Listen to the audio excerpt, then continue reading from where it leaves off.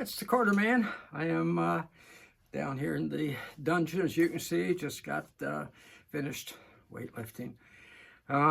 So, as those of you who watch me regularly know, when I'm down here, it's pretty no nonsense. All right, pretty straightforward, straight from the shoulders, straight from the heart. And that's what I want to do today when I talk to you about a subject that, frankly, kind of repulses me. Okay. I have a visual aid here, kind of a show and tell thing. I don't know whether any of you saw this, okay? I'll give you a second to read the little signs there. You know, this was on the news media. It was supposed to be, oh, real tearjerker for us. Look at those poor federal bureaucrats. That nasty Donald Trump and Elon Musk are making us lose our jobs. And one day they're going to come for you. I don't think so. I'm not a federal bureaucrat. I'm not living off the American people. I'm not feasting at the taxpayer trough. So sorry, guys. Whine as much as you want, but I don't think they're coming for me. I work for a living, okay? Unlike you guys, who, most of you, as we know now, for the past 4 years, haven't even gone to work. But when you went to work, the vast majority of you didn't do a damn thing.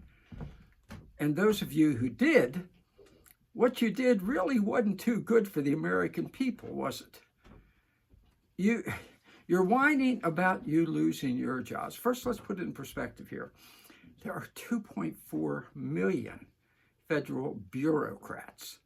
Okay, folks, that means 1 out of every 100 adult Americans is paid by your taxes to sit on their increasingly fat butts and make your life miserable. And I say, Carter, come on, that's not nice. Well, think about the bureaucrats you know at any level. Okay, think about them. Actually, the DMV is pretty typical of most of them. They're rude, they're oppressive, they're nasty, and they never do a damn thing for you unless they have to. Okay, that kind of defines a bureaucrat. That kind of defines a bureaucrat, doesn't it? I mean, when this bunch here, when these two guys and their fellow 2.4 million, when they, because of their COVID government policy, I have to be careful here, was costing hundreds of thousands of people their jobs, hardworking people, factory workers, blue-collar workers. Do you think these two guys were out whining then and holding up signs? We gotta help, we gotta help. I didn't give a damn one way or the other. When their taxes, these bureaucrats impose on us, rob the working people blind, when old people lose their homes because they can't afford to pay property tax decades after they've paid off the homes, do you think these bureaucrats cry one tear? They're happy as larks because that pays their salary, their bloated salaries. Let's do a parenthetical on that. Their salaries are out of sight. Anthony Fauci made $541,000 a year to torture animals, impose dictates on the American people that destroyed our economy and cost people their jobs and their workplaces and their restaurants and everything else, wouldn't let you go to visit your sick ones in the hospital. Do you think they cried about that? How about Samantha Powers running USAID, paid $280,000 a year, and in 4 years had amassed $12 million? How about when Pocahontas Warren was a bureaucrat? I think paid $240,000 whatever a year and amassed $30 million in 5 years. That's what bureaucrats do, okay? Totally overpaid. When I was a kid, here's how it worked. If you wanted to work for the government, here was the deal. The American people couldn't be taxed to death back in those days. So you may get a little less money than the guy really working for a living, But on the other hand, you had incredible job security and remarkable benefits. That was the trade-off. Then the government unions came in, and the government suck-up politicians. The bureaucrats' salaries went through the ceiling, way past the average working man, and their benefits increased even more. Now, let me put in perspective how I am so sure these bureaucrats sit on their fat butts and do nothing.